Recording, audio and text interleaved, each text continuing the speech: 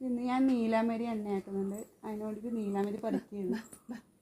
ഈ യഥാർത്ഥ നീലാമരി ഇത് തിരിച്ചറിയാം. ഇതുപോലത്തെ മറ്റൊരു ചെടിയും ഉണ്ട്. അപ്പോൾ ഈ നീലാമരി പറയുന്നത് ഇതിൻ്റെ ഇല ഇങ്ങനെ നമുക്ക് പൊട്ടിക്കുമ്പോൾ കറക്റ്റായിട്ട് ഇതേപോലെ ഉണ്ടാവും. അതാണ് ഇതിൻ്റെ ഒറിജിനൽ. പിന്നെ ഇതിലൊരു വയലറ്റ് പൂ പിടിക്കും. അപ്പോൾ പൂവെല്ലാം പിടിക്കുന്നുണ്ട്. എനിക്ക് ഇവിടെ ഒരു ചെറിയ നീലമരി ചെടിയുണ്ട്. അത് വളർന്നു വരുന്നുണ്ട്.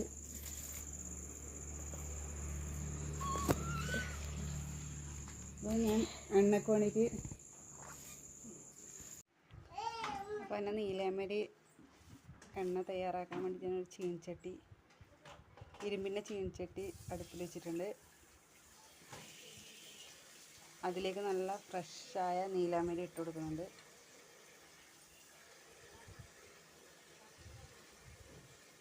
ഈ നീലാമരി എണ്ണ സ്ഥിരമായിട്ട് ഉപയോഗിച്ചാൽ നമുക്ക് നര മാറാനും മുടി കൊഴിച്ചിൽ മാറാനും നല്ലതാണ്.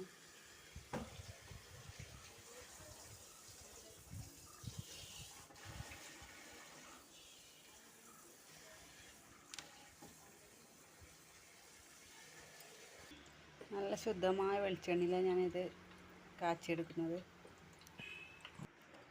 ഇതിൻ്റെ പാകം നല്ല മൂത്ത് വരണല്ല. പിന്നെ ഇതിൻ്റെ കളർ പറഞ്ഞൊരു ബ്ലൂ കളറാണ്. ഇതെല്ലാം നല്ലൊരു സൗണ്ട് വരും മൂത്ത് കഴിഞ്ഞാൽ.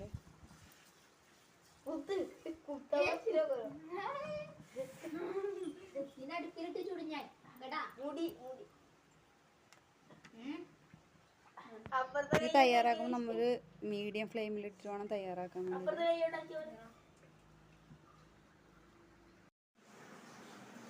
നീലാമരി എണ്ണ ഞാൻ അരിച്ചെടുത്തിട്ടുണ്ട്.